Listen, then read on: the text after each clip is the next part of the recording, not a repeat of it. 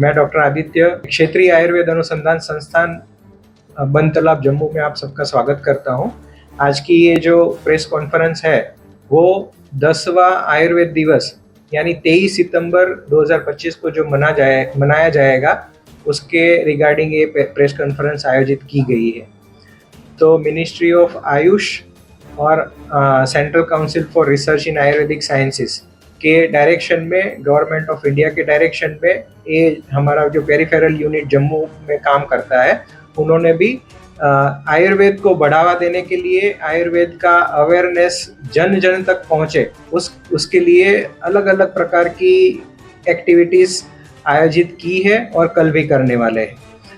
तो जैसे अभी तक हमने मिनिस्ट्री ऑफ आयुष के गाइडेंस के अनुसार आयुर्वेद आहार और आयुर्वेद रिलेटेड जो भी ट्रीटमेंट की अवेयरनेस है उसके लिए हम यहाँ पर पेशेंट जो यहाँ पर विजिट करते हैं उनको और उनके जो साथीदार है उनके लिए हमने अभी तक 6 से 7 अवेयरनेस लेक्चर्स आयोजित किए गए हैं, जिसमें आयुर्वेद आहार का इम्पोर्टेंस और उसमें लाइफस्टाइल डिजीज में से कैसे बच सकते हैं थ्रू आयुर्वेद आहार, उसके बारे में जागरूकता की गई है।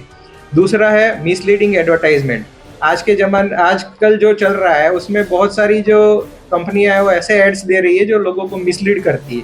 तो उसमें मिसलीड ना हो लोग, उसके रिगार्डिंग एक जागरूकता अभियान चलाया जा रहा है जिसको फार्माकोविजिलेंस अवेयरनेस कहते हैं। उसके लिए भी हमने एक बड़ा वर्कशॉप आयोजित किया था। उसके साथ में हमने 2 मेडिकल कैंप आयोजित किए, एक सांबा में और एक जम्मू का पंचबख्तार टेम्पल में। इसके साथ ही में अभी आज हम एक आयुर्वेदा क्विज कंपटीशन रख रहे हैं। Inter college Ayurveda quiz competition है जिसमें दोनों ही कॉलेज जो जम्मू एंड कश्मीर की है वो लोग हिस्सेदारी करने के लिए हमने लिखा है। और कल हमारा एक रन फॉर आयुर्वेदा प्रोग्राम है जो कल सुबह 7 बजे शुरू होगा और उसमें लगभग 150 से 200 लोग पार्टिसिपेट करने की उम्मीद। पहले तो सभी को मेरा नमस्कार। मैं डॉक्टर हरबंश अनुसंधानकारी और इस संस्थान का प्रभारी हूँ। जैसे कि आप सभी जानते हैं कि पहले जो आयुर्वेद दिवस मनाया जाता था वो धनतेरस के दिन मनाया जाता था, पर इस साल से मिनिस्ट्री ऑफ आयुष और गवर्नमेंट ऑफ इंडिया ने ये डिसाइड किया है कि इस साल से जो आयुर्वेदा डे होगा आए साल 23 सितंबर को मनाया जाएगा। क्योंकि पहले क्या धनतेरस का जो डेट होती है वो चेंज होता है और कभी किसी तरीके को आता है और कभी किसी तरीके को आता है। इसको ग्लोबल एक्सेप्टेंस देने के लिए मिनिस्ट्री ने ये डिसाइड किया कि आए वर्ष जो धन्वंतरी डे जो होगा, जो आयुर्वेद दिवस होगा, वो 23 सितंबर को ही मनाया जाएगा। और इसमें बहुत सारी चीज़ों का हम कर रहे हैं, जैसे बहुत सारे लेक्चर दे रहे हैं हम, खास करके जितने भी लाइफस्टाइल डिसऑर्डर हैं, कैंसर है और बहुत सारे जैसे अनीमिया है, ऑस्टियोपोरोसिस है, हाइपरटेंशन है, डायबिटीज है, इन पे हम अवेयरनेस प्रोग्राम चला रहे हैं।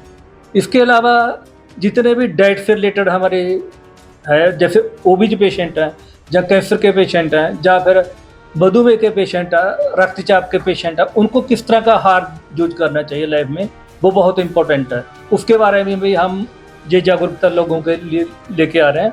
और पूरे इंडिया में बहुत सारे ऑर्गेनाइजेशन हैं मिनिस्ट्री के, जब मिनिस्ट्री के बाहर के भी बहुत सारे ऑर्गेनाइजेशन हैं जहाँ पे ये आयुर्वेदा दिवस मनाया जा रहा है। खास करके जितने भी गवर्नमेंट ऑफ इंडिया के इंस्टीट्यूशन हैं, एजुकेशनल इंस्टीट्यूट हैं, वहाँ पे 23 सितंबर को धन्वंतरी डे मनाया जाएगा।